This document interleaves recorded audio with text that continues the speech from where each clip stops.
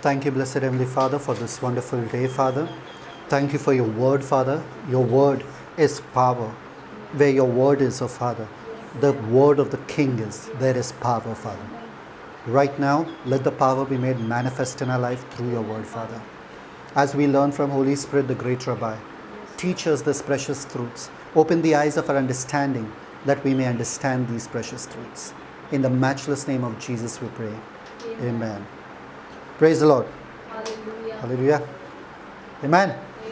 तो आज हम सीख रहे इफिशियंस, धन का पत्री या धन का एपिस्टल. ओके, तो लास्ट टाइम हम सीखे थे चैप्टर 2 पे. चैप्टर 1 में परमेश्वर के सारे धन के बारे में बताया, सारे योजना के बारे में बताया जो हमारे प्रति परमेश्वर ने किया. पर परमेश्वर को पता था जगत के नींव रखने से पहले कि जिन लोगों को मैं चुनने वाला हूं वो भटकने वाले हैं, वो गलत राह पर जाने वाले हैं. इसलिए उद्धार का योजना परमेश्वर ने इंप्लीमेंट किया. इंप्लीमेंट मतलब डाला, लागू किया उद्धार का योजना. तो चैप्टर 2 वर्स 1 में हमें पता चलता है कि हम कौन थे. उद्धार का योजना मतलब क्या है कि हम कौन थे, हमारा क्या हश्र था, वो हमको पता चलता है इफिस का रसपत्र उसका 2 अध्याय 1 से लेके 10वें वचन तक. उसमें हमें पता चलता है क्या उद्धार हमें कैसा मिला, क्योंकि हम मरे हुए थे. हम मरण हार दशा में या मरण की दशा में, मृत्यु के दशा में थे. और परमेश्वर ने लास्ट टाइम हमने सीखा था क्या, किंतु परंतु परमेश्वर ने क्या हमें फिर से जिंदा किया. इसलिए उद्धार, दूसरा मुद्दा क्या है, उद्धार जीवन में है. समझ में आ रहा है, उद्धार क्या है, जीवन में है. हमको मृत्यु से नया जीवन दिया. आमीन. फिर उसके बाद हमने देखा तीसरा मुद्दा जो है कि उद्धार महिमा के लिए है. हमें जीवित क्यों किया, ताकि परमेश्वर अपना महिमा हमारे द्वारा दिखाए. आमीन. और ये हम इसके भागीदार कैसे हो सकते हैं, केवल और केवल चौथा मुद्दा है विश्वास से. वो भी विश्वास जो है एक तोहफा है, क्योंकि मरा हुआ बंदा जो है वो जिंदा कैसे हो सकता है, वो विश्वास कैसे रख सकता है कि वो जिंदा हो सकता है. तो जब तक परमेश्वर का अनुग्रह हम पर नहीं हुआ हमने विश्वास रखा ही नहीं. ओके, तो ये विश्वास के द्वारा ही है. पर ये विश्वास और ये महिमा, इसका प्रतिफल मतलब क्या होना चाहिए, क्या दिखना चाहिए हमारे ज़िंदगी में, वो 5वां मुद्दा हमने सीखा था कि उद्धार मतलब अच्छे कार्य, अच्छे काम, अच्छे कार्य. इसका प्रमाण है. सही उद्धार का प्रमाण क्या है, अच्छे काम और अच्छे कार्य. ओके, इसलिए हमने जाना लास्ट टाइम कि अच्छे कामों से उद्धार नहीं मिलता है. सच्चा उद्धार अच्छे काम उत्पन्न करता है. समझ में आया, अच्छे काम से उद्धार नहीं मिलता है, सच्चा उद्धार अच्छे कामों को उत्पन्न करता है. समझ में आया, सीधी बात है, सरल बात है. आमीन. पर हमारे दिमाग में एक सवाल उठता है, जब हम पुराना नियम देखते हैं तो हमें परमेश्वर के योजना में एक ही राष्ट्र दिखाई देता है. एक ही क्या, और ये मुद्दा लोगों के दिमाग में हमेशा रहा है कि परमेश्वर ने सिर्फ इज़राइल को क्यों चुना, इंडिया को क्यों नहीं. उस ज़माने में इंडिया भी था, उस ज़माने में यूएसए भी था, उस ज़माने में सब कुछ था, पर अलग जातियों को चुना क्यों नहीं. अलग जातियों के ऊपर प्रकोप और वो सब हो रहा था, पर सिर्फ इज़राइल को बचाकर इज़राइल के लिए लड़ता था, इज़राइल के लिए सब लाड़ प्यार. तो लोगों के दिमाग में हमेशा ये सवाल उठता है, इज़राइल ही क्यों, इज़राइल में ऐसा क्या खास बात है. समझ में आया. आमोस 3:2 पढ़ो, देखो वहाँ पे क्या कहता है परमेश्वर का वचन. आमोस 3:2.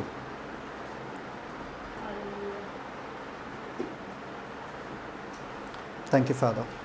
पृथ्वी के सारे कुलों में से मैंने केवल तुम्ही पर मन लगाया है.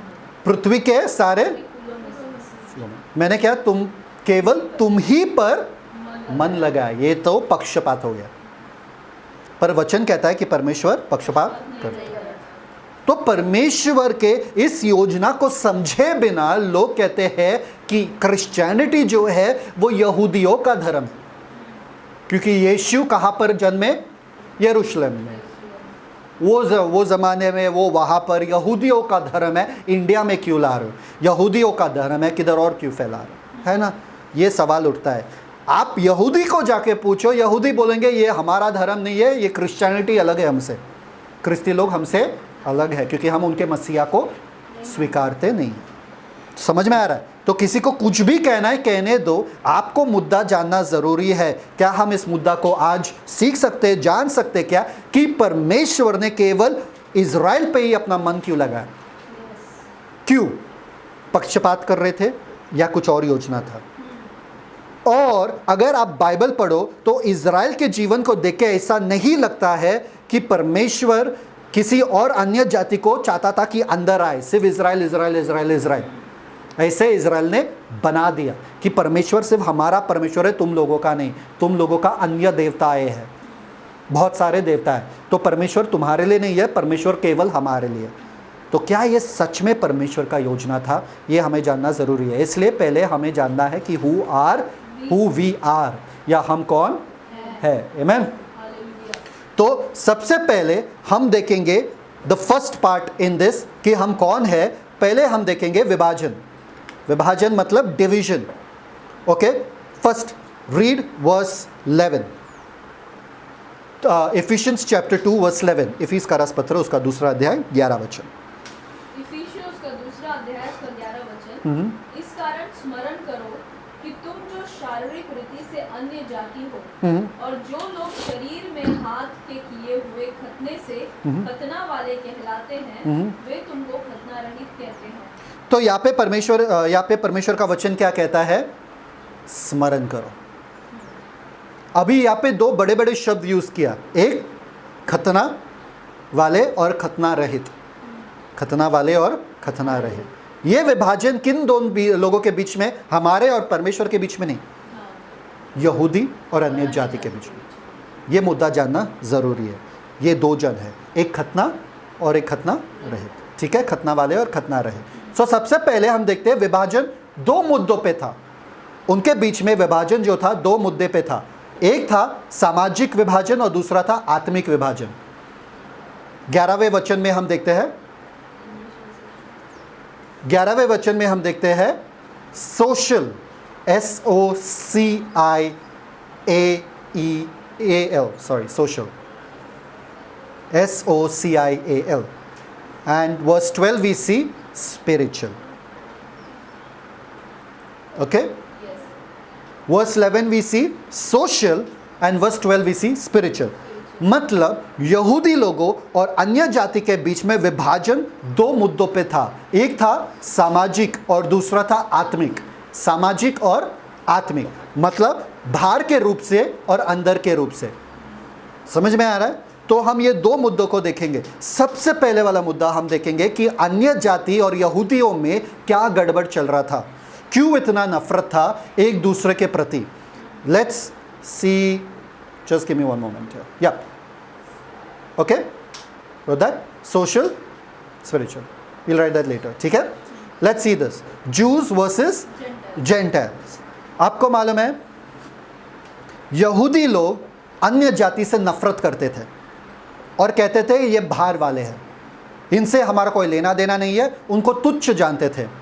क्योंकि ये ध्यान देना, 4-5 मुद्दे हैं इसमें। क्योंकि सबसे पहले यहूदी लोगों के दिमाग में था कि अन्य जाति को बनाया गया है आग में तेल डालने के लिए, क्या बोलते हैं उसको, भस्म करने के लिए, फ्यूल टू द फायर, आग में घी डालने के लिए या जो भी है। इसलिए अन्य जाति लोगों को बनाया, तो इसलिए वो उस तरह से उनसे नफरत करते थे। अगर कोई अन्य जाति लोग जो थे ना, वो लोग बच्चा पैदा कर रहे हैं ना, और ये यहूदी नर्स है या यहूदी जो नर्स है वो उधर नहीं जाती थी, उनका बच्चा पैदा करने में उनका मदद नहीं करते थे। क्यों? क्योंकि वरना उन पे पाप लग जाता था कि एक और अन्य जाति को दुनिया में लाने का तुम पे हाय है। एक और अन्य जाति बच्चे को लाने के लिए दुनिया में तुम पर हाय है। इसलिए यहूदी नर्स जो थे वो लोग अन्य जाति लोगों के पास नहीं जाते थे उनका बच्चा पैदा करने के लिए, मदद करने के लिए। तीसरी बात, वो लोग कहते थे कि जब भी वो लोग अन्य जाति के ज़मीन से भी गुजरते थे, वो अपने पैरों के धूल और अपने कपड़ों से धूल हटाते थे, फिर ही अपने घर में या अपने ज़मीन में जाके वो लोग प्रवेश करते थे। क्यों? क्योंकि वो कहते हैं उनका मिट्टी भी श्रापित है, उनका मिट्टी भी श्रापित है। अभी आपको लगता है कि सिर्फ हमारे टाइम में विभाजन था? नहीं, उस ज़माने में भयंकर विभाजन था, भयंकर मतलब भयंकर। इतना नफरत करते थे, इतना नफरत करते थे कि अगर एक यहूदी और एक अन्य जाति ने शादी किया, लड़के लड़की ने शादी किया, तो यहूदी वालों के घर वाले जो है ना, वो लोग श्राद्ध या क्या बोलते उसको मनाते थे घर पे, कि मेरे लिए मेरा बच्चा मर चुका है, अंतिम संस्कार तुरंत, क्योंकि इस दिन के बाद वो अशुद्ध हो गया, मेरे लिए मर गया। और ये था भी, ये हक से था, क्योंकि यहूदी लोगों को टॉर्चर करते आया है ये अन्य जाति के लोग कई सालों से, कई सालों से। देखिए, अगर आप पढ़ोगे बाइबल में 1 सैमुअल, रीड 1 सैमुअल 17:26। 1 सैमुअल 17:26 में दाऊद क्या कहता है अन्य जाति के बारे में? और दाऊद ने उन पुरुषों से जो उसके आसपास खड़े थे पूछा कि जो उस पलिस्ती को मार के इजराइलियों की नाम धराई दूर करेगा, उसके लिए क्या किया जाएगा? हाँ, वह खतना रहित पलिस्ती हाँ, तो क्या है कि जीवित परमेश्वर क्या? की सेना को ललकारे। कौन सा फलिस्तीन? खतना रहित। खतना रहे, uncircumcised. Who is that uncircumcised? कौन है वो? इतना तुच्छ जानते थे वो लोग दूसरे अन्य जाति को, मतलब जो खतना रहित है वो तुच्छ है। सिर्फ केवल आग एक ही तरफ से नहीं था, आग दूसरे तरफ से भी था। अन्य जाति भी यहूदी लोग से बहुत नफरत करते थे, इसलिए पिलातुस ने कहा, क्या मैं तुम में से हूं, एक यहूदी हूं? एम आई अ जू? समझ में आ रहा है? हाँ, एक्ट्स की किताब में भी पढ़ोगे, जब वो लोग पौलुस और सबको मार रहे थे, बोले ये यहूदी लोग, ये तुच्छ यहूदी लोग, देखो यहाँ पे।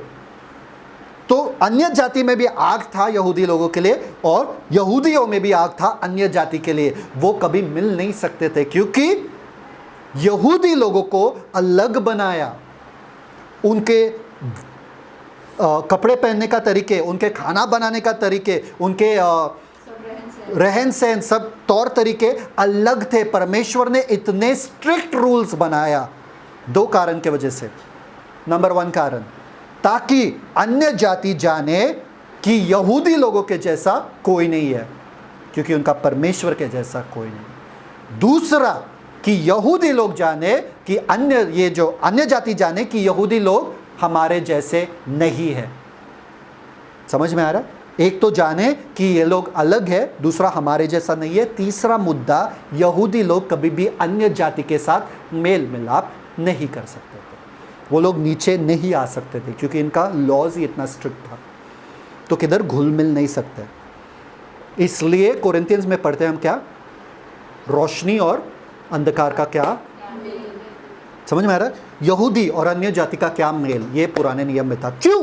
क्योंकि परमेश्वर पूरे दुनिया को बताना चाहता था कि सही रीति जीवन जीने का ये है। क्योंकि अन्य जाति में ना तो ढंग था खाने में, ना तो ढंग था रहने में, ना तो ढंग था रिश्तों में, ना तो ढंग था किसी भी चीज में। इसलिए इन लोगों को अलग किया, इनको इतना स्ट्रिक्ट लॉज दिया कि तुम मेरे लिए रोशनी का कारण बनो अन्य जाति में, कि उनको मेरे बारे में पता चले।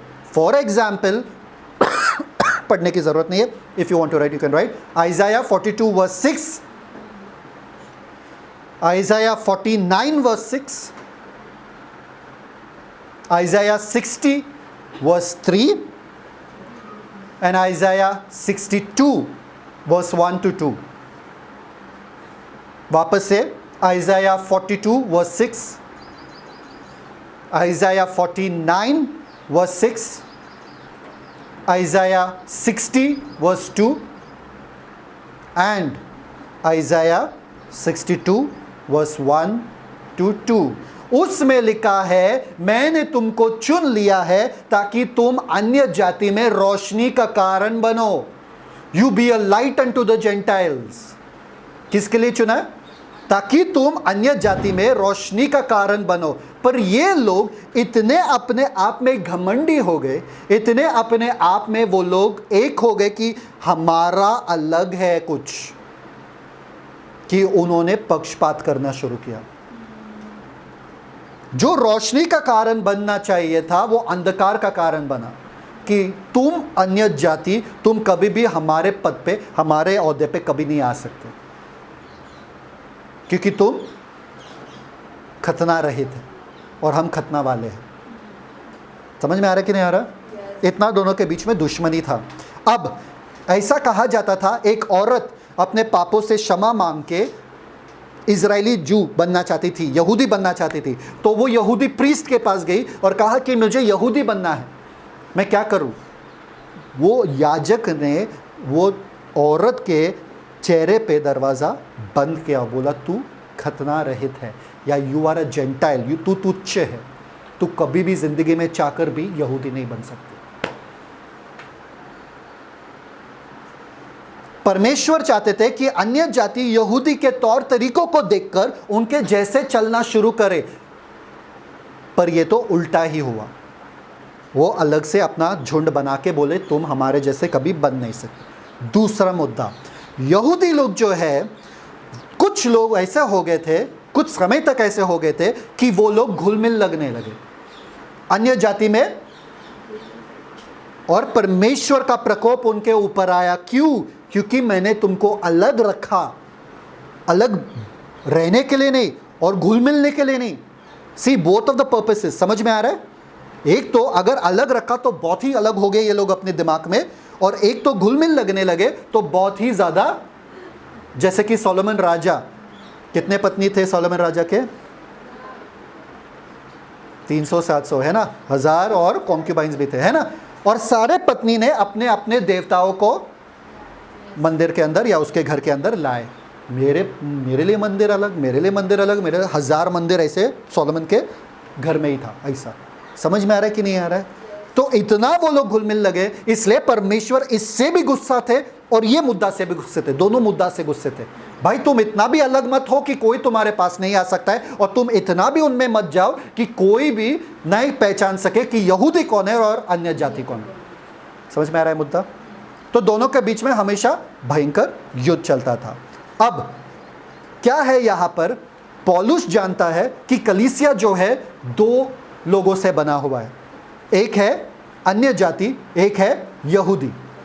अब मुद्दा यह है कि एक्ट्स में भी जब पतरस के पास परमेश्वर का दर्शन मिला, ऊपर से क्या आया? पतरस को एक दर्शन दिखा, उसमें बहुत सारे जानवर थे, अशुद्ध जानवर थे, और परमेश्वर ने कहा उठ और खा। पतरस ने कहा कदापि नहीं, आपको मालूम है कि मैं जिंदगी में कभी भी ये अशुद्ध। फिर पतरस को मालूम था कोर्नेलियस से कि कोर्नेलियस के पास जाना था, और फिर समझ में आया कि वो दर्शन का मतलब क्या था, कि परमेश्वर अन्य जाति में भी चाहता है कि ये सारा जो सुसमाचार है वो जाए। समझ में आया? फिर पतरस के दिमाग में आया, और पतरस ने कोर्नेलियस को बताया भी कि मैं जब दर्शन देखा तो मैंने देखा कि यहूदी और अन्य जाति एक नहीं हो सकते, पर परमेश्वर ने कहा जिसको मैंने शुद्ध किया तू अशुद्ध मत कह, इसलिए तुम्हारे पास भी। और फिर पतरस के पास एक प्रॉब्लम था, जब वो वापस यहूदी देश में आया, काउंसिल मीटिंग में आया, Acts chapter 15, when he came back into the council meeting over there, सभा में आया था, सब बोलने लगे अरे ये अन्य जाति लोगों को पहला बोलो खतना करो। पौलुस और सिलास भी थे, याद है आपको? पौलुस और बरनबास थे। तभी बोले क्या कि ये अन्य जाति लोगों को बोलो पहला खतना करो, फिर सुसमाचार को अपनाओ। खतना के बिना सुसमाचार को मत दो, क्योंकि वो उद्धार नहीं पा सकते बिना खतना के, यहूदी लोग कह रहे थे। पर पतरस उठा और पतरस बोला मेरे द्वारा परमेश्वर ने ये दिखाया कि ये जो सुसमाचार है केवल यहूदी लोगों के लिए नहीं है, ये अन्य जाति लोगों के लिए भी है। इसलिए पवित्र आत्मा जैसे हम पर उतर आया था उस समय में पेंटिकोस्ट के दिन पे, उन पर भी उतर आया। ये जरूरी क्यों था? बाहर वाला चिन्ह पवित्र आत्मा का आना जरूरी क्यों था? क्योंकि ये दिखाना पड़ा, वरना अगर वो सिर्फ अपने आप में दिल में उद्धार पाते थे तो पतरस को पता नहीं चलता था। पतरस को लगता था उनको छोटा वाला उद्धार मिला, हमको बड़ा वाला मिला। पर पतरस ने वो ही देखा अन्य जाति में जो उनके ऊपर दिखा था पेंटिकोस्ट के समय में। मतलब परमेश्वर ने साफ साफ कहा अब जो आत्मा आ चुका है तुम एक समान हो चुके हो मेरे नजरों में, यहूदी और अन्य जाति। इसलिए पतरस ने कहा उन लोगों को अब जो हम सह नहीं सकते थे हम उनके ऊपर क्यों डालें कि ये सब कार्य यहूदी लोग का पूरा रीति रिवाज हम खुद सह नहीं सकते थे ना, हमारे बाप दादा सह सकते थे, तो अन्य जाति पे ये बोझ क्यों डालने का? समझ में आ रहा है मुद्दा कहाँ पे है यहाँ पे? तो अब जो हम यहाँ पर देखने वाले वो यही है कि यहूदी लोग अपने आप में बहुत सारा घमंडी और बहुत सारा ये बन गए थे कि हमारा रीति रिवाज, हम ऐसे चलते, हम ऐसे करते हैं। अरे अन्य जाति वहाँ पर बैठा है, वो मीट मच्छी खा रहा है, और यहूदी यहाँ पर बैठा है उसके घर में, आओ आओ ब्रदर आओ, प्रेज द लॉर्ड। और फिर ये यहाँ पर शुद्ध शाकाहारी है ना, और वो बंद मांसाहारी। तो वो वहाँ पे खा रहा है चिकन मटन, और ये बंदा पहला पूछेगा उसको, तू कहाँ से लाया ये? वो बोलेगा मूर्ति, मतलब वो मार्केट प्लेस में वो लोग बेच रहे थे, पर ये यहूदी को मालूम है कि वो मूर्तियों को अर्पण किया गया है। इसलिए रोमी के 14 अध्याय में वहाँ पर लिखा है, तू पूछ मत कि ये कहाँ से आया है, चुपचाप से खा, क्योंकि तेरा भाई के घर में गया है तू। बहुत बड़ा प्रॉब्लम था, क्योंकि ये यहूदी लोग जिंदगी भर नियम में रहे, और ये अन्य जाति बिन नियम के, दोनों एकदम मिश्रण कलीसिया में एकदम गड़बड़ हो रहा है। भाई आपको मालूम है आप लोग कहाँ से हो? ब्राह्मण और नीचे वाले, ग्लास अलग, प्लेट अलग, प्लास्टिक ग्लास में पियो, हमारे बर्तन में मत पियो, अछूत हो जाएगा, ये वो जो भी है। समझ में आ रहा है आपको? वो ही कलीसिया में प्रॉब्लम हो रहा था। यहूदी लोग यहाँ पर बैठे, अन्य जाति लोग यहाँ पर बैठे। अब दोनों का मेल मिलाप कैसे करें? इनका रहन सहन, इनका ढंग अलग है, इनका रहन सहन, इनका ढंग अलग है। ये लोग अलग वस्त्र पहनते, ये लोग अलग वस्त्र पहनते, इन लोगों में सब कुछ चलता है, इन लोगों में कुछ भी नहीं चलता है। समझ में आ रहा? समस्या ये था, प्रॉब्लम ये था। देखिए ये जो यहूदी लोग जो है ना, नियम को इतना पकड़ के रखे थे कि यीशु मसीह के आने के बाद भी उनके दिमाग से नियम चल नहीं रहा, जा नहीं रहा था।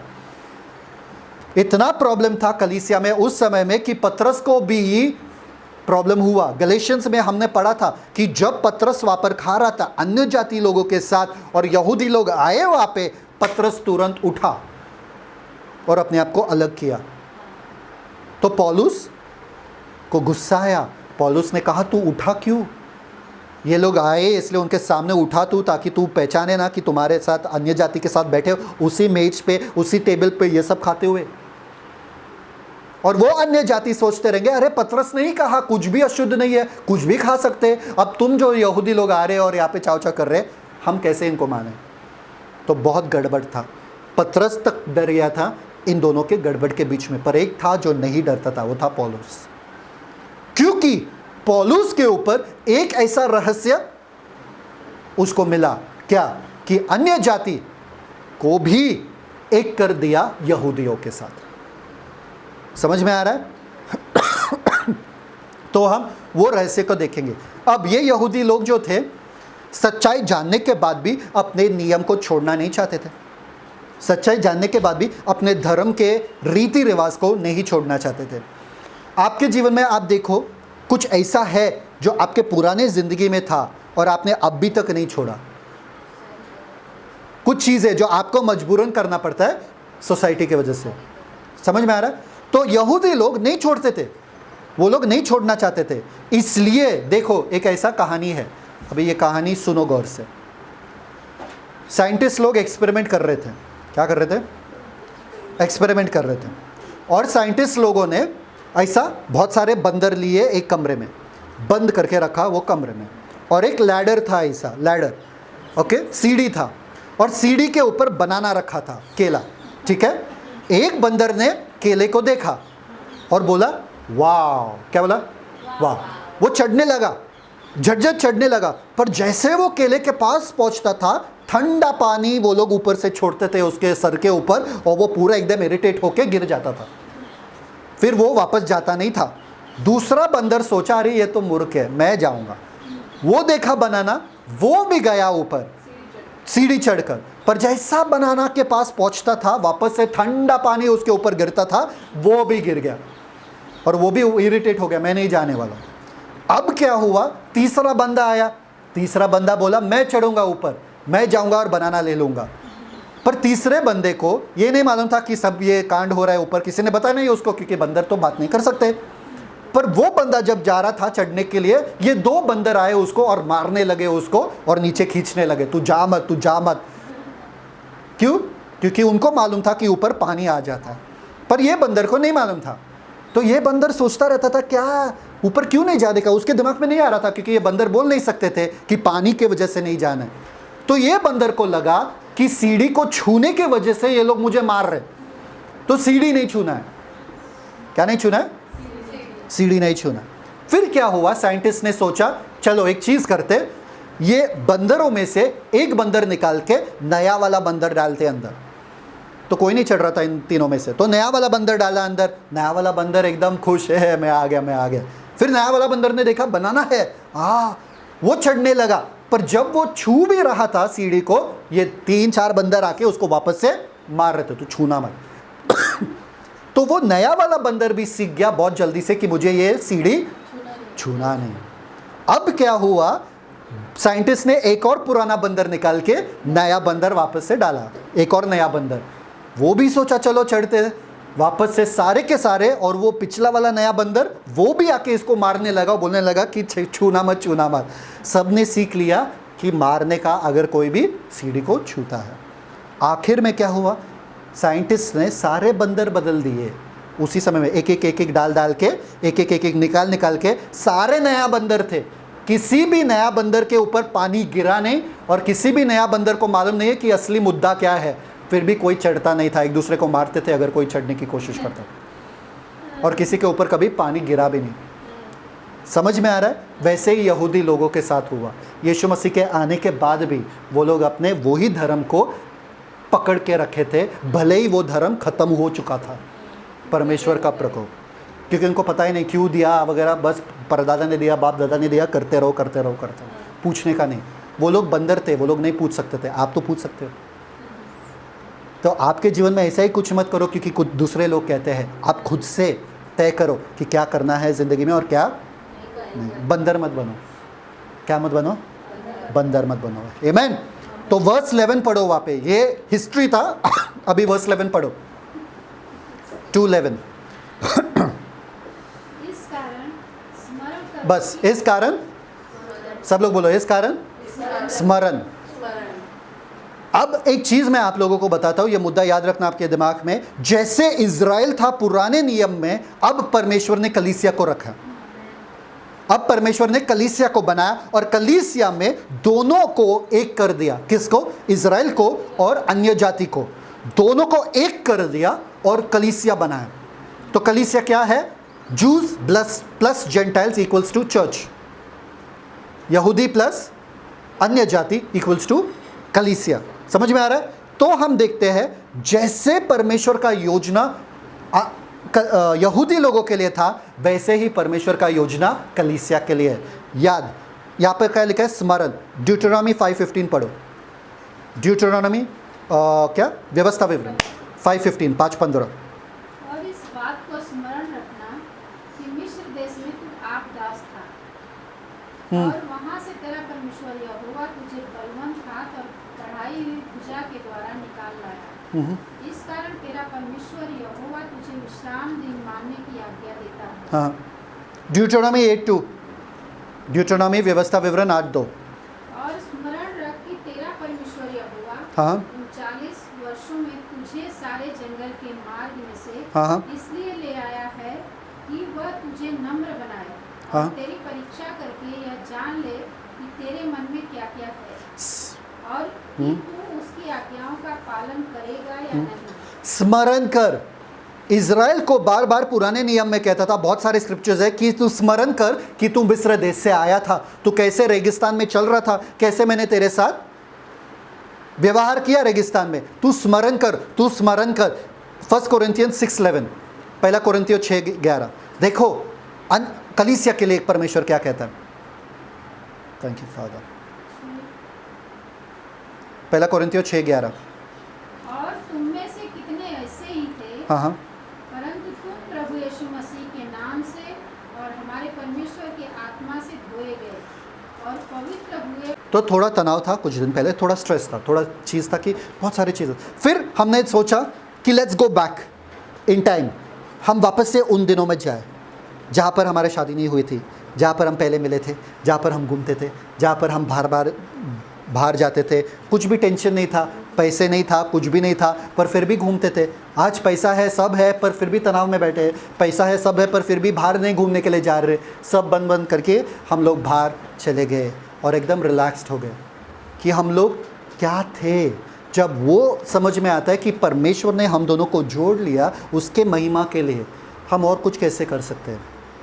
समझ में आ रहा है? अगर परमेश्वर ने उस बड़ी चीज़ को कर दिया जो हमारा शादी है, जो नामुमकिन था, अब हमारे प्यार का प्रति भी प्रमाण भी आ रहा है ना। इतने वो दशा से इस दशा में लेकर आए जब हम बहुत कंफ्यूज थे, जब हम सोच रहे थे कैसा होगा कैसा होगा, उस दशा से लेके इस दशा तक लाए कि हमारा बाबू भी आ रहा है अब।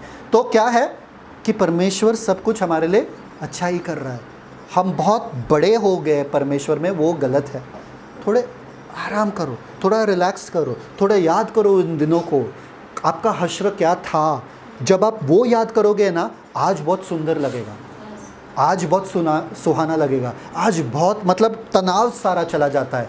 याद करने की ज़रूरत है उन दिनों को जब परमेश्वर के बड़े बड़े चमत्कार हमारे ज़िंदगी में हुए थे, जब हम कुछ थे, कुछ नहीं हो रहा था और परमेश्वर ने इतना बड़ा चमत्कार किया, इतना बड़ा चमत्कार किया। और अब जो हमारे सामने, ये तो क्या है। याद करना ज़रूरी है। इन चीज़ों को याद करो, गंदे चीज़ों को याद मत करो। इसलिए कहते हैं यहाँ पे पौलुस क्या, याद करो। देखिए गलेशियंस 4:8-4:9, गलाती 4:8-4:9। ऐसा आपका हश्र था। Thank you father. भला तब तो तुम परमेश्वर को न जानकर उनके दास थे, जो स्वभाव से परमेश्वर नहीं, पर अब जो तुमने परमेश्वर को पहचान लिया, वरन परमेश्वर ने तुमको पहचाना, तो उन निर्बल और निकम्मी आदि शिक्षा की बातों की ओर क्यों फिरते हो, जिनके तुम दोबारा दास होना चाहते हो। रिमेंबर, याद करो, तुम उन निकम्मे चीज़ों से छुड़ाए गए हो, अब परमेश्वर के हो चुके हो।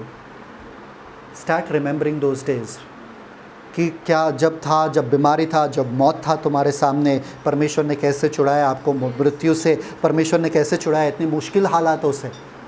आपको याद करना ज़रूरी है।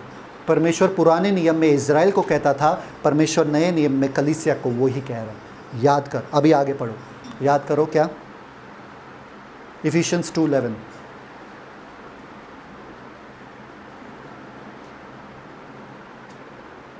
इफिशियंस 2:11। इस कारण स्मरण करो हाँ, कि तुम जो शारीरिक रीति से अन्य जाति हो और जो लोग शरीर में हाथ के किए हुए खतने से खतना वाले कहलाते हैं, है नहीं। क्योंकि असल में क्या, कौन है खतना वाले, कौन है खतना वाले, कौन है खतना वाले?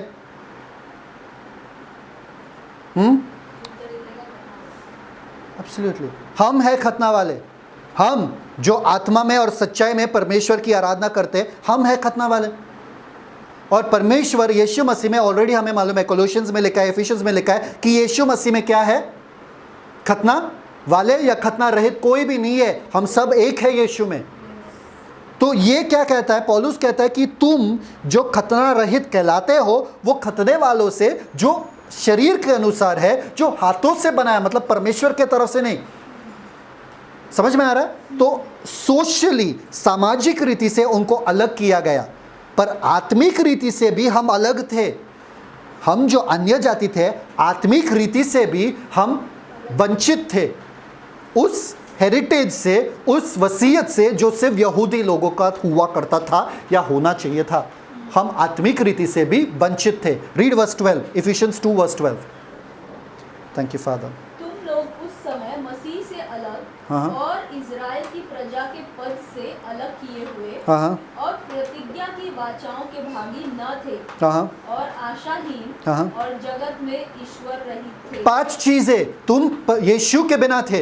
यीशु मतलब मसीहा, वहां पर मसीहा लिखा है, मसीहा मतलब मसीहा किसका था? यहूदी लोगों का मसीहा था, अन्य जाति का नहीं था। तो मसीहा भी तुम्हारा नहीं था। एक दशा तुम्हारा ये है। दूसरा दशा कि इज़राइल की प्रजा के पद से अलग किए गए, इज़राइल के ब्लेसिंग से मतलब जो ब्लेसिंग इज़राइल के ऊपर बोला गया, मालूम है ना, ड्यूट्रोनॉमी में, व्यवस्था विवरण में कितने ब्लेसिंग्स इज़राइल को बोले गए, वो अन्य जाति के लिए नहीं था। समझ में आ रहा है? तो मसीहा तुम्हारा नहीं था, इज़राइल का ब्लेसिंग्स तुम्हारा नहीं था। तीसरा मुद्दा, प्रतिज्ञा की वाचाएं। प्रतिज्ञा की वाचाएं, जो अब्राहम के साथ बनाया, जो आइजक के साथ, जेकब के साथ बनाया, जो दाऊद के साथ बनाया, जो नया वाला वाचा बनाया, प्रतिज्ञा की वाचाएं उनको दिया ही नहीं था। तीसरा मुद्दा क्या है? आशाहीन। आशाहीन थे, मतलब तुम्हारे पास कोई आशा ही नहीं था। मरने के बाद तुम कहाँ जाते थे? इसलिए अन्य जाति को पता ही नहीं था नरक है, स्वर्ग है, कुछ भी है। उनको लगता था जो जीवन जीना है वो यहीं पे जीना है, इसके बाद मरना है, इसके बाद कुछ भी नहीं है। उनको पता ही नहीं था, कुछ आशा ही नहीं था कि हम फिर से जी उठ सकते हैं। और लास्ट वाला, पांचवा मुद्दा, सबसे बदतर, ईश्वर के बिना, विदाउट गॉड।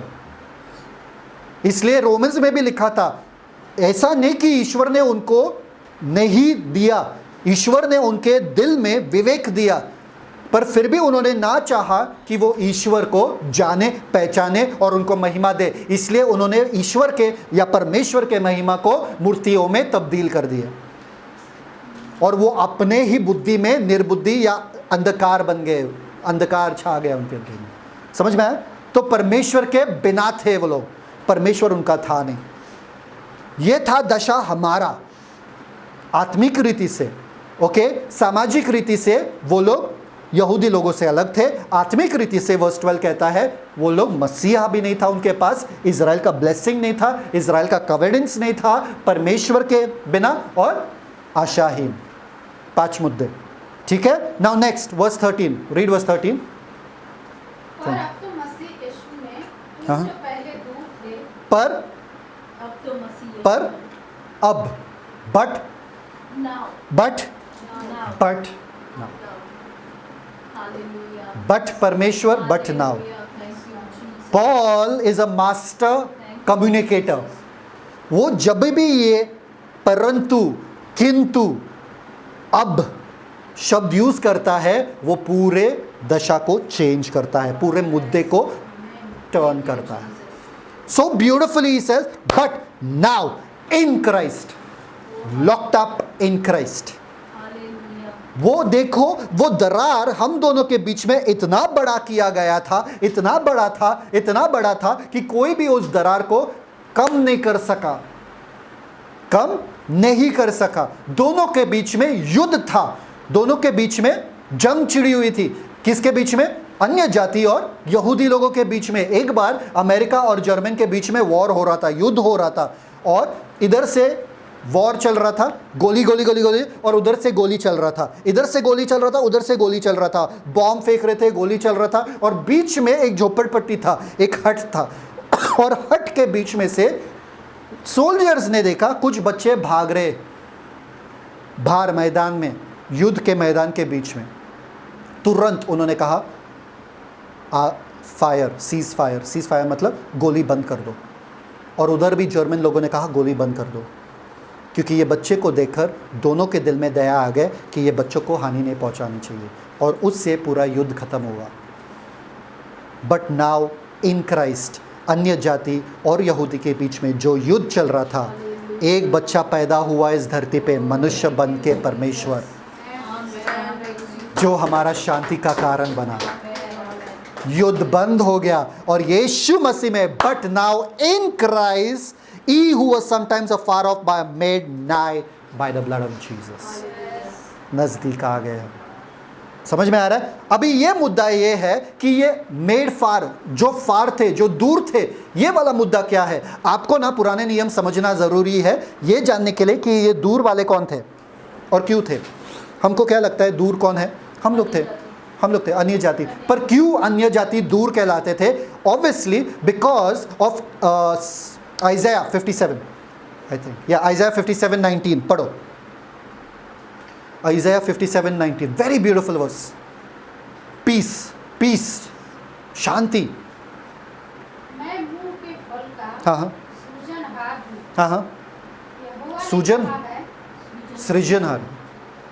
यहोवा ने कहा है कि जो दूर हाँ। और जो निकट है, दोनों को पूरी शांति। कौन? जो दूर है और जो निकट है, दोनों को पूरी शांति। पूरी शांति। दोनों को जो दूर है और निकट है, पुराने ज़माने में या पुराने नियम में दूर और निकट किस हिसाब से बोला जाता था मालूम है? मंदिर के हिसाब से। मतलब जितना आप मंदिर के नज़दीक हो आपको नज़दीक वाले बुलाया जाता था, और जितना आप दूर हो आपको दूर वाले बुलाया जाता था। तो मंदिर के नज़दीक सिर्फ यहूदी रहते थे और यहूदी ही आ सकते थे, क्योंकि मंदिर में यहूदी लोग मानते थे परमेश्वर का महिमा है। तो इसलिए यहूदी लोग बोलते थे वो लोग दूर वाले हैं, ना केवल मंदिर से पर परमेश्वर से भी, इसलिए उनको अन्य जाति कहलाते हैं, और हम लोग नज़दीक वाले हैं। इसलिए पौलुस, वापस से 13 वचन में आ जाओ, इफिशियंस 2:13 पढ़ो।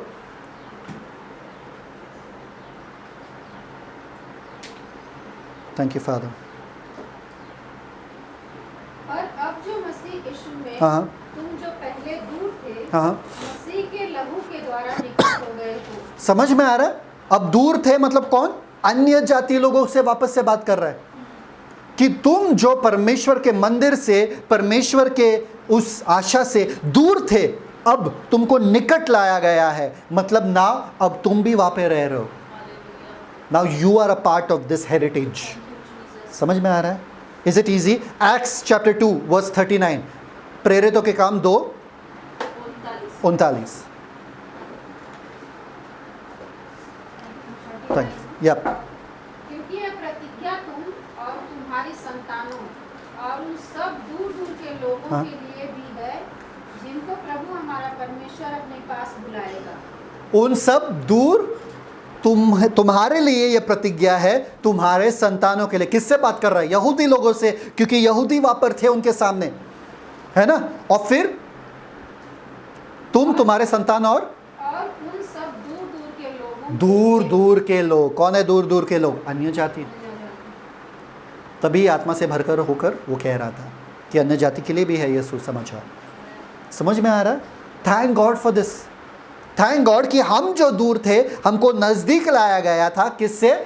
यीशु मसीह के लहू से। Now see this thing. आपको पता है ये क्या है? This is the good, excellent, great wall of China. Okay, this is 30,000 kilometres. 30,000 kilometre का ये पूरा वॉल है। 30,000 किलोमीटर कितना रहेगा सोचो। ओके, और ये इतना बड़ा है क्योंकि चाइना देश ने ये तय किया था कि दुश्मन अंदर नहीं आना चाहिए, इसलिए उन्होंने ये इतना बड़ा सा वॉल बनाया कि बाहर वाले लोग अंदर नहीं आ सकते और उनको जल्दी से हम मार सकते हैं, ऊपर बैठ के इनको ख़त्म कर सकते। बहुत देर तक था ये वॉल, बहुत देर तक दीवार था, पर एक ही बंदा था जिसका ये वॉल के होते हुए भी, ये दीवार के होते हुए भी उन्होंने आक्रमण किया चाइना पे, चीन पे। एक ही बंदा था, इसलिए उसको बहुत बड़ा मानते थे उस ज़माने में। एक ही बंदा था जिसमें चतुराई थी कि ये दीवार को कई बार उन्होंने इसके अंदर घुसकर उन लोगों को ख़त्म किया या उन पर जय पाया। कौन है वो? हिटलर ने। दूसरा बड़ा नाम उस ज़माने में किसी ने सुना रहेगा, जंगीज़ खान। याद है? जंगीज़ खान। सिर्फ वही बंदे में चतुराई थी कि ये दीवार को जाके उस पार पहुंच जाए। बाकी किसी ने भी पूरे इतिहास में कभी भी इस दीवार के उस पार नहीं गया। समझ में आ रहा है? इंटरेस्टिंग। ऐसा ही दीवार बना हुआ था कहां पर? Read verse 14, read verse 14, Ephesians 2:14। Thank you father. Ephesians 2:14, we are made nigh by the blood of Christ. हम लोग नज़दीक लाए गए यीशु मसीह के लहू से और यीशु मसीह के क्रूस से। यीशु मसीह के लहू से और यीशु मसीह के क्रूस से शांति, मेल मिलाप हुआ है। किसके बीच में? अन्य जाति और यहूदी के बीच में। ना केवल वो, Romans 5:1, now having been justified by the blood of Jesus we have peace with God. Read Romans 5:1, रोमी 5:1। Thank you father. 5:1। सो जब हम विश्वास से धर्मी ठहरे, हाँ, तो तो अपने प्रभु यीशु मसीह के द्वारा परमेश्वर के साथ मेल रखिए। मेल मिलाप हमारा केवल परमेश्वर के साथ नहीं हुआ है, मेल मिलाप हमारे अन्य जाति और यहूदियों के बीच में भी हुआ। इसी को बोलते क्रॉस। क्रॉस ऐसा है मेरा और परमेश्वर का मेल मिलाप और यहूदी और अन्य जाति का मेल मिलाप। समझ में आ रहा है? परमेश्वर यीशु मसीह के सलीब के वजह से हमारे रिश्तों में शांति रह सकता है या हमारे परमेश्वर के साथ शांति है। समझ में आ रहा है? Why at the cross? एक मुद्दा मैं आपको बता रहा हूं, आपके जीवन में आपके रिश्तों में शांति तभी रह सकता है और दरार जो है कम हो सकता है जब आप मरे हुए हो तो ही। आप जब तक जिंदा हो आप शांति नहीं महसूस कर सकते। आपको मालूम है आपका मन हमेशा चलता रहता है, माइंड सोते वक्त भी चलता रहता है, मालूम है? हाँ, हम में वो अलग कला है चलाने का, और हम जो है ना उसको चलने नहीं देते, उसको और स्पीड से चलाते हैं। एक होता है बाइक चलाना और दूसरा होता है फुल बाइक चलाना। हमको मालूम है बाइक तो चल रही है, जब नीचे से जाते हैं ना बाइक जाती है ना, आपको चलाना पड़ता है, रेस करना पड़ता है, नहीं ऑटोमेटिकली जाता है ना, ऑटोमेटिकली हमारा माइंड थिंक कर रहा है, पर हम क्या, हमको खुजली, हम तो और तेज़, अरे और तेज़ जाओ, और तेज़ जाओ, और ज़्यादा हम लोग सोचते, सोचने के ऊपर भी सोचते। समझ में आ रहा है? आपका मन कब सोचना बंद करेगा? जब आप मर चुके हो। आपके रिश्तों में जो दरार है वो कम हो जाएगा जब आप मर चुके हो। जब तक आप मैं करोगे आपके रिश्तों में दरार होगा। जब आप सामने वाले के बारे में ही सोचोगे और सामने वाले की सेवकाई करोगे, मैं मर चुका, अब मसीह जिंदा है। अब मैटर ही नहीं करता आप कुछ भी करो मेरे तो, you irritate me, you shout at me, you do anything, I am dead, मैं मर चुका हूँ। किससे बात कर रहा हूँ? मुर्दे से बात कर रहा हूँ, मैं तो जिंदा नहीं हूँ। मुझे फ़र्क नहीं पड़ता आप क्या करते हो। मरे हुए आदमी से शांति रखना इजी है कि हार्ड है? कुछ बोलेगा क्या उठ के? क्या रे, क्या चिल्ला रहा है? कुछ बोलेगा वापस से? नहीं, आराम सुकून से सोया रहता, कुछ नहीं करेगा। वैसे आपको रहना है, आपको फ़र्क ही नहीं पड़ना चाहिए कोई भी चाव चाव कर रहा है आपके सामने, आपका शांति रहना चाहिए क्योंकि आप मर चुके हो, आपको फ़र्क ही नहीं पड़ता है कुछ है कुछ नहीं। समझ में आ रहा है कि नहीं आ रहा है? इसलिए सलीब है हमारा शांति। हमको शांति मिलता है सलीब के वजह से। क्यों? हम मर जाते हैं वहाँ पे, फिर ही आप शांति, वरना आप अशांत हमेशा रहोगे। जब भी आप अशांत हो ना, सलीब के पास जाना, वापस से अपने आप को सलीब के ऊपर crucify yourself, crucify yourself, crucify your flesh and the desires, फिर ही आप आत्मा में शांति महसूस कर सकते। आमीन। तो ये जो शांति था, वर्स 14 रीड, इफिशियंस 2:14 पढ़ो। क्योंकि वही हमारा मेल है, क्योंकि वही हमारा मेल है। क्योंकि वही हमारा मेल। कौन? यीशु मसीह, जिसने सलीब पर हम दोनों को अपने लहू के द्वारा मिलाया। ना केवल हम दोनों को, हमको और परमेश्वर को भी मिलाया। Okay, now read. क्योंकि वही हमारा मेल है, जिसने दोनों को एक कर लिया। दोनों को मतलब किसको? अन्य जाति को और यहूदी को, दोनों को एक में कर दिया। एक ट्रांसलेशन में लिखा है he has fused the two in one. Fused the two in one मतलब क्या मालूम है? कि आपको इलेक्ट्रिक करंट डालते ना, तो वो वायर, दो वायर जोड़ते ना, ऐसे टर्न करते और फिर डालते हैं सॉकेट में, है ना, दो वायर ऐसा लेके टर्न करते ना, फैन वगैरह ऐसे ही तो करते, दो वायर को टर्न करते फिर डालते ना, वैसा he has fused the two in one. दो वायर को एक में डाल के फिर ही करंट भाग रहा, तब तक नहीं भाग सकता था। मैं दोनों को एक में डाल दिया। आगे, और अलग करने वाली दीवार को, कमान, जो बीच में थी, उठा दिया। अलग करने वाले दीवार को, ये कौन से दीवार के बारे में बात कर रहा है? ऑब्वियसली वापस से ओल्ड टेस्टामेंट में जाना पड़ता था, क्योंकि यहूदी लोगों ने जब मंदिर बना दिया था, हेरोद का भी मंदिर बना दिया था, उन्होंने अलग दीवार बनाया। एक कहते थे the court of the Gentiles, मतलब जहां पर अन्य जाति रह सकते थे, आ सकते थे, जितना नज़दीक पर उससे नज़दीक नहीं। और एक होता था यहूदी लोगों का पूरा, जहां पर यहूदी लोग आ सकते थे। इस दीवार को पार करके कोई यहूदी लोग, कोई अन्य जाति नहीं आ सकता था। देखो ये वाला 6 फीट का ये दीवार था, ये पूरा दीवार जो बना था 6 फीट का बना था। और जब यीशु मसीह सलीब पे थे, आपको पता था क्या हुआ? वो पर्दा ऊपर से नीचे फट गया और कहा क्या? दोनों को मैंने एक बना दिया और इस दीवार को जो सही में वहां पर था उसको ढा दिया, उसको खत्म कर दिया। अब बताओ, क्योंकि पुराने नियम में अगर एक अन्य जाति उधर जाता था, मृत्यु उसका निश्चय था, मृत्यु, दंड भी नहीं, मृत्यु। इसलिए पौलुस को मार रहे थे, ट्रोफिमस को लाकर, क्योंकि उसका दिमाग में ये था, यहूदी लोगों के दिमाग में ये था कि पौलुस ने इसको अंदर लाया और बोला ये अन्य जाति को अंदर लाता है, इसको मारो। और पौलुस ने कहा किसको लाया मैंने अंदर? किसी को भी लाया नहीं मैं अंदर। समझ में आ रहा है? गलत इल्ज़ाम था उसके ऊपर। तो ये था वो दीवार जिससे यीशु मसीह ने ढा दिया और अन्य जाति और यहूदी को एक बना दिया। समझ में आ रहा है कि नहीं आ रहा? कुछ अमेरिकन लोग ऐसे थे जो युद्ध लड़ने के बाद उनका एक सिपाही जो था वो घायल हो गया था। एक सिपाही तो वो घायल हो गया और वो मर गया। तो दो बंदे जो है वो लाश को ले लेके गए थे एक सेमेट्री में, कब्रिस्तान में गए। वहाँ पर उस देश का, अलग देश का, दुश्मन देश का पादरी वहाँ पर था, कैथलिक प्रीस्ट ने बोला यहाँ पर तुम हरगिज़ नहीं, तुम ये लाश नहीं दफनाने वाले। पर वो बोला हमारा दोस्त है, ये मर चुका है, हमको तुम्हारे कब्रिस्तान में थोड़ा सा जगह दो, हम अपने दोस्त को दफनाएंगे। वो बोला बिल्कुल नहीं। वो बोला ठीक है। दीवार को लग के, बड़ा सा दीवार था, दीवार को लग के उन्होंने अपने दोस्त के लाश को दफनाया वहाँ पे और एक पत्थर डाला वहाँ पे, दीवार को लग के एकदम बाहर।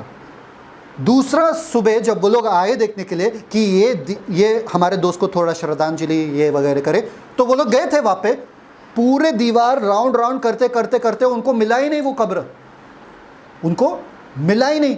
और वो लोग एकदम परेशान, कहा था इधर ही तो था, रात के अंधेरे में कहा इनको दफनाया क्या मालूम, पर इधर ही तो था, बड़ा सा पत्थर भी डाला था, किधर गया।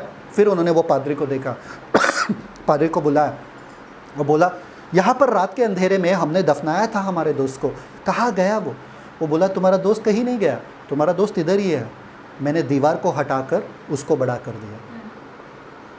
तो मुझे माफ़ कर दो कि मैंने ऐसा कहा कि तुम नहीं दफना सकते अपने दोस्त को अंदर, पर मैंने दीवार को ही हटाकर उसको बड़ा कर दिया और आपके दोस्त को अंदर ले लिया। समझ में आया? यीशु मसीह ने वो ही किया, वो दीवार को हटा दिया और हमको अंदर ले लिया। आमेन।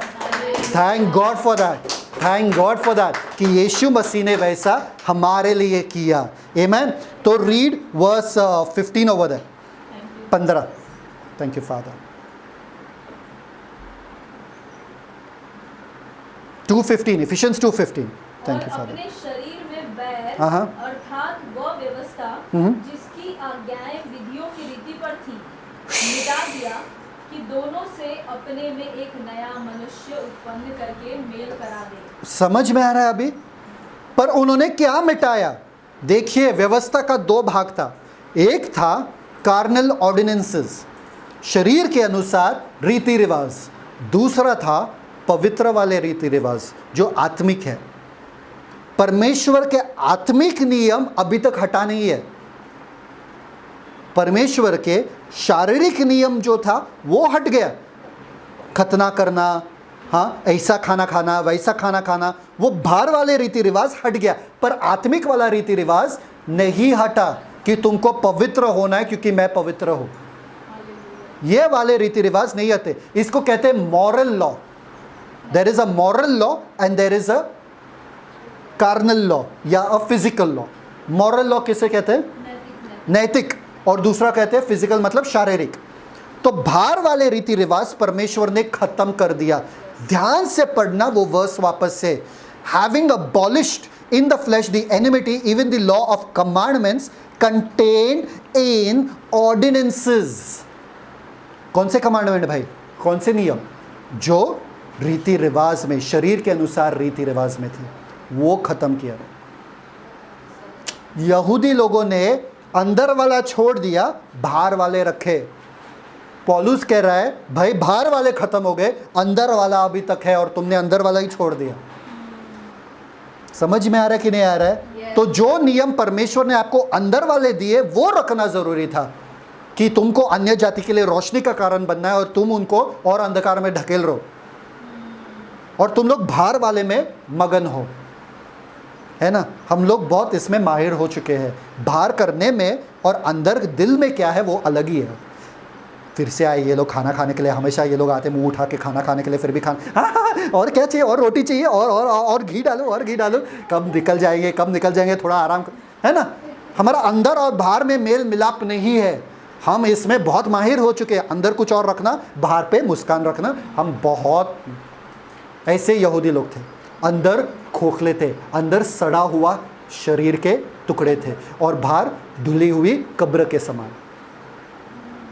समझ में आ रहा है? यही बचा था यहूदी के धर्म में। और परमेश्वर के वचन में क्या पे लिखा है? हैविंग अबॉलिश्ड, मतलब पूरी तरीके से खत्म, तहस नहस कर दिया। In his flesh the enmity, in his flesh मतलब अपने शरीर में यीशु मसीह को पूरा नियम पूरा करना पड़ा, नियम को पूरा करना पड़ा, फिर उनका शरीर जो है सिद्ध हो जाता था नियम को खत्म करने के लिए। समझ में आ रहा है? तो in his flesh even the law of commandments contained in the ordinances to make in himself, मतलब अन्य जाति और यहूदी एक कहाँ हो गए? यीशु मसीह में।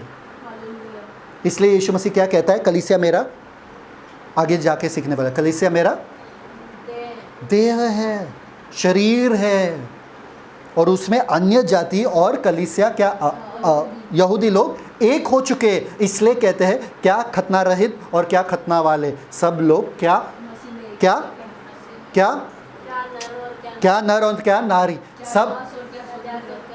सब मसीह में क्या है? एक है। मसीह के अंदर आपका भेदभाव, मसीह के अंदर आपका विभाजन खत्म हो जाता है, आप एक हो जाते हो। यही पौलुस कह रहा है, कलीसिया जो बना हुआ है वो यीशु मसीह का देह है, यीशु मसीह इसका सर है, और यीशु मसीह के अंदर हम सब एक है। सारे भेदभाव खत्म हो चुके हैं और हम एक हो चुके हैं। हम ऐसे कलीसिया में जाते थे जहाँ पर औरत एक बाजू बैठते थे और मर्द एक बाजू में। अरे परमेश्वर ने कहा जिसको परमेश्वर ने जोड़ा वो कोई मनुष्य अलग ना करे। यहाँ पे पति पत्नी ऐसे बैठते थे। ऐसा कैसा नहीं बैठना चाहिए, ताकि ध्यान भटकना नहीं चाहिए। सच में ठीक है, सच में समझ में आ रहा है आपको? अलग रखने का क्या प्रथा है ये? परमेश्वर ने कभी अलग नहीं रखा, परमेश्वर ने कभी अलग दो चीज़ों को नहीं रखा। Read the next verse. अपने आप में एक मनुष्य बनाया, one man. Now you know why God can not see you individually when you sin. वो आप में सिर्फ यीशु देखते हैं, जब कलीसिया के पास देखते सिर्फ यीशु, क्योंकि यीशु में हम एक चीज़ बताओ मुझे, जब वो बंदा जो पाप करता था पुराने नियम में, वो याजक के पास लाता था एक मेमना, मेमने के ऊपर अपना हाथ डालता था। क्या डालता था? हाथ। मतलब मेरा जो भी पाप है वो अभी उसके अंदर चला गया। अब वो मेमने का क्या होता था? वापस सैक्रिफाइस होता था और वो दूसरे वाले स्केपगोट को जाना देता था। पर मेमने का सैक्रिफाइस होता था, मतलब मेरे पापों के कारण जो है मेरा सब कुछ, अब मैं मसीह परमेश्वर के नज़रों में निर्दोष हूँ। अब मैं परमेश्वर के नज़रों में क्या हूँ? क्योंकि मेरे जगह पर कोई और मरा। समझ में आ रहा है? तो परमेश्वर उनको देखेगा, इनको नहीं, क्योंकि इन्होंने विश्वास से मेमना लाया। परमेश्वर मुझे नहीं देखता, परमेश्वर ने उस मेमने को देखा जो अनादि काल के लिए मेरे लिए इटर्नल रिडेम्पशन लिया है। समझ में आ रहा है? बार बार मुझे यीशु को नहीं लाना पड़ता है परमेश्वर के सामने, एक ही बार में परमेश्वर ने मुझे यीशु में लॉक्ड अप कर दिया। I am locked in Christ. जब भी परमेश्वर देखता है मुझे यीशु दिखता है। What a beauty. अब मैं खुद का आ रहा, इसलिए पौलुस कहता है मैं तो मर चुका हूं पर मसीह मुझ में। Getting it? You are now members in his body. Okay, now read verse 16। क्यों किया ये? एक क्यों बनाया? और क्रूस पर बैर को नाश करके इसके द्वारा दोनों को एक देह बनाकर परमेश्वर से मिलाए। दोनों को एक देह, याद है ये क्रूस ऐसा, दोनों को एक देह में लाकर परमेश्वर से मिलाए। That's the way he did it. He made Jews, Gentiles both meet up in him and offered his body to God. Here, I got them to you. और उस नए मिश्रण को हम कहते हैं कलीसिया। कलीसिया। समझ में आ रहा है? तो जो पुराने नियम में परमेश्वर इज़राइल को कहता था तुम अन्य जाति के लिए रोशनी का कारण बनो, तुम अन्य जाति के लिए रोशनी का कारण बनो। Mark chapter 16 and Matthew chapter 28 कहता है तुम सारे जगत में जाओ और मेरा सुसमाचार। अब तुम तो परमेश्वर कहता है अब कलीसिया, जो मेरा योजना था इज़राइल के लिए, अब तुम नहीं उदास हो सकते हो। परमेश्वर ने इज़राइल को क्यों चुना, इज़राइल को क्यों चुना? अब परमेश्वर ने आपको चुना। अब कलीसिया है स्पेशल परमेश्वर के नज़रों में। क्यों? क्योंकि परमेश्वर नहीं चाहता कि कलीसिया अलग हो जाए। इसलिए यीशु मसीह कहता है कि मैं इनके लिए प्रार्थना करता हूँ, इनके लिए जो इस दुनिया में है। ये नहीं प्रार्थना करता हूँ कि तुम उनको दुनिया से हटा दो, पर उनको दुनिया में ही उनको महफूज रखो ताकि वो दुष्ट उनको छुए ना। ऐसा यीशु मसीह का प्रार्थना था। यीशु मसीह नहीं चाहते कि हम दुनिया से हट जाए, पर यीशु मसीह चाहते कि हमारे वजह से दुनिया जाने परमेश्वर को, जैसे पुराने नियम में परमेश्वर चाहता था इज़राइल के द्वारा ये हो।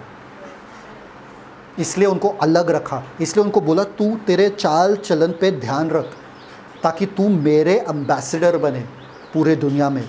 अब कलीसिया को वो मिला है, वो सौभाग्य मिला है। समझ में आ रहा है? अब कलीसिया को ऐसा चलना है जैसे अन्य जाति जाने कि परमेश्वर सच में हमारे लिए है। सुसमाचार हमको बताने। समझ में आ रहा है? कलीसिया और अन्य जाति, यहूदी लोग और कलीसिया। ठीक है, नेक्स्ट वर्स 17। Thank you. और उसने आकर तुम्हें जो दूर थे और उन्हें जो निकट थे। तुम जो दूर थे और तुम जो निकट थे। अभी मालूम है दूर वाले कौन थे और निकट वाले कौन थे? Perfect, read that. हाँ, तुम जो दूर थे और तुम जो निकट थे। उन्हें जो निकट थे दोनों को मेल मिलाप का सुसमाचार सुनाया। दोनों को? मेल मिलाप। Okay, just 1 minute. एक्ट्स 10:36 पढ़ो। एक्ट्स 10:36। Thank you father. हाँ, 10:36। जो वचन उसने इस्राएलियों के पास भेजा, हाँ, जबकि उसने यीशु मसीह के द्वारा जो सबका प्रभु है शांति का सुसमाचार सुनाया। शांति का सुसमाचार। तो क्या सुसमाचार लेकर पर यीशु मसीह हमारे पास आया? जो दूर थे और जो निकट थे, शांति का मतलब मेल मिलाप का सुसमाचार सुनाया कि अब हम यीशु में हम एक हो चुके हैं। अब परमेश्वर के नज़रों में अन्य जाति और यहूदी का फर्क नहीं हुआ, अब दोनों एक है। समझ में आ रहा है? तो आपको नहीं लगना चाहिए अभी ये अन्य जाति, क्योंकि उस ज़माने में यहूदी लोग अभी भी लग रहा था उनको कि अन्य जाति अलग है पौलुस के ज़माने में। समझे? आज भी ऐसा लगता है। कलीसिया में जाओगे तो ऐसा लगेगा ख्रिस्ती लोग अलग, फिर एक नया विश्वास आ गया है, इसको कुछ नहीं मालूम, बच्चे कुछ नहीं मालूम, अरे कैसा नाच रहा है, कैसा ये कर रहा है, कैसा वो कर रहा है। वो अलग भेदभाव कभी नहीं होना चाहिए। यीशु मसीह में हम सब एक के एक ही है। रीड वर्स 17 वापस से, वर्स 18, सॉरी वर्स 18। क्योंकि उसी के द्वारा हाँ। दोनों की एक आत्मा में पिता के पास पहुंच होती है। दोनों को एक आत्मा में पिता के पास पहुंच होती है। Now you read Esther 4:11। Esther 4:11। King अहज़्यास के सामने एस्तर जाना चाहती थी, पर कुछ था वहाँ पे। एस्तर 4:11, वो उस रीति रिवाज था वो ज़माने में। कि राजा के सब कर्मचारियों वरन राजा के प्रांतों के सब लोगों को भी मालूम है। क्या मालूम है? कि क्या पुरुष क्या स्त्री कोई क्यों न हो जो आज्ञा बिना पाए भीतर आंगन में राजा के पास जाएगा, उसके मार डालने ही की आज्ञा है। जो आज्ञा मिले बिना राजा के पास जाता है उसको मार डालने की आज्ञा है। मतलब वो खत्म किया जाएगा। जब तक राजा तुमको नहीं बुलाता अंदर, तब तक तुम अंदर नहीं जा सकते हो। Now here we have access by one spirit, मतलब हमें आत्मा के द्वारा एक्सेस क्या बोलते हैं उसको? अनुमति है अंदर जाने के लिए। वो ये कहता है, इट इज़ अ दरबारी टर्म। दरबारी टर्म मतलब मालूम है, जब तक अंदर से बुलावा नहीं आता है तो पहला पेश करने वाला बंदा जाता है अंदर और बोलता है राजा तुम्हारे सामने ये बंदा आना चाहता है। He is your license to the father. That's why come boldly to the throne of grace. He is your license to the Father. Not the works of the law, but by Spirit you are made near into God. You have access by that one Spirit. Why? क्योंकि यीशु मसीह ने कहा, जब वो लोग पूछ रहे थे अरे हमें पिता दिखाओ, हमें पिता दिखाओ, तो क्या कहा यीशु मसीह ने? अगर तुमने मुझे देखा तो तुमने पिता को देख लिया, क्योंकि मार्ग, सत्य और जीवन मैं ही हूँ। मैं मार्ग हूँ पिता के पास। बिना बिना मेरे द्वारा तुम पिता के पास समझ में आया। और तुमको पिता के सामने पेश करने वाला कौन है? पवित्र आत्मा। Wow, the Trinity is involved in loving and lavishing love on you. पूरा ट्रिनिटी आपसे इतना प्यार करता है। कितने महफूज है हम यीशु मसीह में, कितना वो बंद किए गए, वो जो locked up in Christ. Understand that कि आप में कोई अभी भेदभाव नहीं है। आप पिता के सामने निडर होकर जा सकते हो। ये यहूदी लोगों के लिए भी बहुत बड़ा मुद्दा था, क्योंकि यहूदी लोग भी टबरनेकल में नहीं जा सकते थे, मंदिर में नहीं जा सकते थे, क्योंकि वो बड़ा सा पर्दा था। अंदर याजक ही जा सकते थे, वो भी साल में एक बार, महायाजक।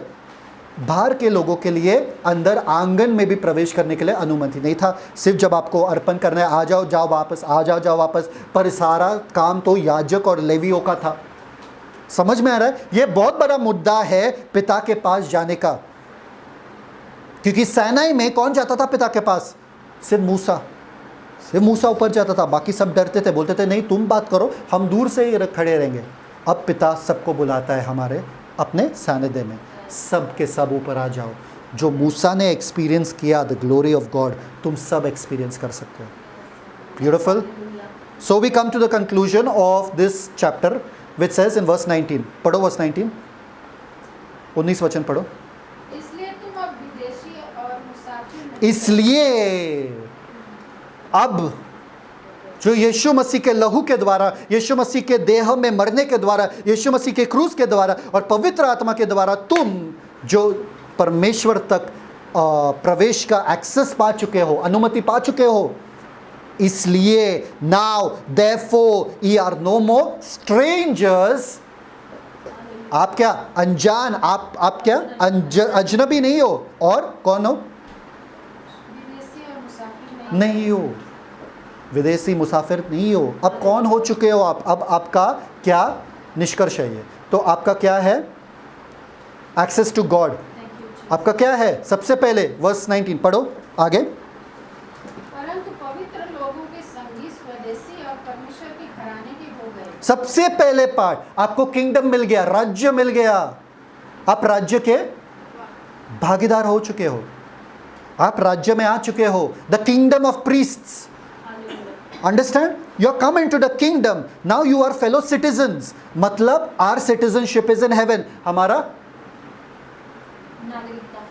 नागरिकता स्वर्ग में है। हम स्वर्ग के नागरिक निवासी, वी आर, है ना, सिटीजन्स। हम केवल किंगडम में नहीं है। अभी आपको मालूम है सऊदी अरेबिया एक किंगडम है, किंगडम में बहुत सारे फैमिलीज रहते हैं। हम केवल किंगडम में आने आए। द नेक्स्ट वर्स 20 पढ़ो। हम फैमिली, हम परिवार बन चुके हैं। 20 और प्रेरितों और भविष्यवक्ताओं की नेव पर, हाँ जिसके कोने का पत्थर मसीह यीशु हाँ आप ही है। सॉरी वर्स 19 में ही है। हम परिवार भी बन चुके हैं, घराना बन चुके हैं, है ना। 19 में घराने भी बन चुके हैं। मतलब क्या, यहाँ पर क्या लिखा है कि हम ना केवल राज्य में प्रवेश किए, हम घर वाले भी बन गए। How close can you get to God? और कितना नजदीक आप परमेश्वर के बन चुके हो। Are you getting it? See how Paul is masterfully getting this. Now, verse 20 में वो कहता है, and are built upon the foundation of the apostles and prophets. देखिए पौलुस खुद कहता है, और कोई नींव मैं नहीं डालता हूँ सिवाय यीशु मसीह जो है, जो नींव डालता है। यीशु मसीह ही नींव है, मैं नहीं नींव डाल सकता हूँ, यीशु मसीह नींव है। तो यहाँ पर क्या है? ये तो अलग लिखा है कि हम कौन से फाउंडेशन पे बिल्ट है, हम कौन से नींव पे बिल्ट है? प्रेरित और भविष्यद्वक्ता के नींव पे हम लोग हैं। नहीं, यहाँ पर लिखा है जो नींव पर प्रेरित और भविष्यद्वक्ताओं के प्रचार से तुम्हारे जीवन में डाला गया है। The foundation which was laid in your lives through the preaching of the prophets and the apostles. Which foundation? The chief cornerstone is Jesus Christ. Read verse 20. और प्रेरितों और भविष्यवक्ताओं की नेव पर, जिसके कोने का पत्थर मसीह यीशु आप। कोने का पत्थर मतलब क्या? आप ही है। यीशु मसीह कोने का पत्थर है, जिससे बिल्डर्स रिजेक्टेड। अभी ये कोने का पत्थर मतलब क्या है? जब भी एक पूरा उस जमाने में ना बिल्डिंग्स बनते थे, सब कुछ, कोई भी स्ट्रक्चर बनता था, तो वो लोग एक कोने का पत्थर माप लेने के लिए बनाते थे। माप ताकि इस नाप से वो लोग मेजर कर सकते कि सब सीधे लाइन पे है क्या, इधर का सीधा लाइन है, इधर का सीधा लाइन है, इधर का सीधा लाइन है। बिल्डर्स ने चाहा ही नहीं कि वो कोने का पत्थर रहे, इसलिए उनका पूरा बिल्डिंग एकदम अजीब हो गया, ये ज़्यादा बाहर, ये ज़्यादा अंदर, ये ज़्यादा बाहर, ये ज़्यादा अंदर, और उनका बिल्डिंग गिरता रहता है। बिल्डिंग के कोने के पत्थर के बिना आप बिल्डिंग नहीं बना सकते हो। इट्स एन आर्किटेक्चरल टर्म, क्योंकि माप, you have to align your lives according to that cornerstone. आपको आपका जिंदगी जो है उस हिसाब से, उस पत्थर के हिसाब से अलाइन करना है, फिर ही आपका बिल्डिंग अच्छे से बनेगा। इसलिए आगे जाके क्या कहता है बंदा, रीड आगे 21, वर्स 21। जिसमें सारी रचना हाँ। एक साथ मिलकर हाँ। प्रभु में एक पवित्र मंदिर बनती जाती है। Over here what is written, in whom all the building fitly framed together. Fitly framed together मतलब क्या, सीधे हिसाब से लाइन में सुंदर आप बनोगे जब पवित्र यीशु मसीह आपके जीवन में है। यीशु मसीह को नाकारोगे तो आपका बिल्डिंग टूटने वाला है, बिखरने वाला है, खड़ा नहीं हो सकता है। वही बंदा कह रहा है यहाँ पे, एक तो आप राज्य में आ चुके हो, दूसरा आप परिवार में आ चुके हो, you have become a part of the household. And now read verse 22। जिसमें तुम भी आत्मा के द्वारा परमेश्वर का निवास स्थान होने के लिए एक साथ बनाए जाते हो। Now you have become the habitation. मतलब केवल ना ये हुआ है कि मैं राज्य में आया, केवल ये नहीं हुआ है कि मैं परिवार में आया, ये हुआ है कि परमेश्वर ने खुद मुझे उनका निवास स्थान बना दिया। How close can you get to God through Christ, through the spirit? आत्मा के द्वारा। God lives in you. Thank you, Jesus. आप अगर ये चीज़ें जो है आपके जहन में नहीं आ रही है, देखिए हम पहले राज्य के थे, ओके, हम राज्य में आ चुके हैं, we are fellow citizens, okay, come on, okay, we are fellow citizens, हम लोग राज्य के हो चुके हो, हम लोग फिर परिवार के हो चुके हैं, और फिर लास्टली हम लोग क्या, वी हैव बिकम अ निवास स्थान, हैबिटेशन ऑफ गॉड। मतलब अब परमेश्वर जो है स्वयं हम में रहते हैं। Are you getting it? That's why there is nothing impossible for you. There is nothing that can be only through the Spirit. Through the Spirit का मतलब क्या है? आत्मा के द्वारा, आत्मा के चलाए चलने के द्वारा, फिर ही आप परमेश्वर का निवास स्थान बनते हो। उसके अलावा आप परमेश्वर का निवास स्थान नहीं बन सकते। इसलिए जितना आप आत्मा के चलाए चलते हो, आपको परमेश्वर का सादा उपस्थिति महसूस होगा आपके जिंदगी में। समझ में आ रहा है? फिर ही तो पौलुस यहाँ पे कह रहा है, तो परमेश्वर ने हमको वो दलदल से निकाला, परमेश्वर ने हमको वो दलदल से, जो हम मरे हुए उस दशा में थे, और हमको स्वर्गीय स्थानों में बिठाए। हम अकेले नहीं है, कलीसिया के साथ हम यहूदी, अन्य जाति, सारे के सारे एक हो चुके हैं, सारे के सारे साथ में है, और हम यीशु मसीह में आत्मा के द्वारा पिता के पास हम मौजूद या उपस्थित हो सकते हैं। और ये हमें क्या प्रवेश मिला है, हमें क्या मिला है मालूम है क्या? हम राज्य के बन चुके हैं, हम परिवार के बन चुके हैं, और हम निवास स्थान बन चुके हैं, जहाँ पर परमेश्वर स्वयं उन लोगों में रहता है जो पहले मसीह या मसीह के बिना थे, इज़राइल के आशीषों के बिना थे, इज़राइल के वाचा के बिना थे, और आशाहीन थे, और ईश्वर रहित थे। समझ में आ रहा है? परमेश्वर के बिना हम थे, अब परमेश्वर हम में रहता है। पौलुस कह रहा है ये आपका अस्तित्व है। This is who you are. You are the habitation of God. Amen.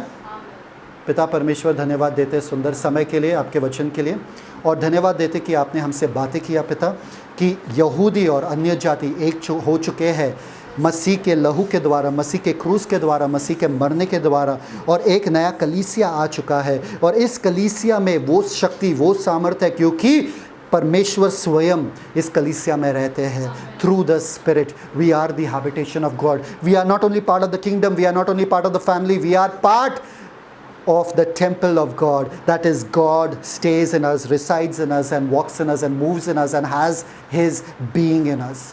Thank you, Holy Spirit, for all that you did. You not only made us at peace with Christ, with God, but you made us at peace with each other. हमारे रिश्तों में अब दरार नहीं है, हमारे रिश्तों में शांति है, क्योंकि हम मर चुके हैं वरन मसीह हम में ज़िंदा है।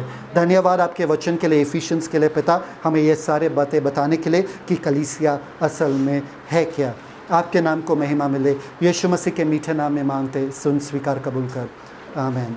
Celebrate the Christ life. God bless you. Shalom.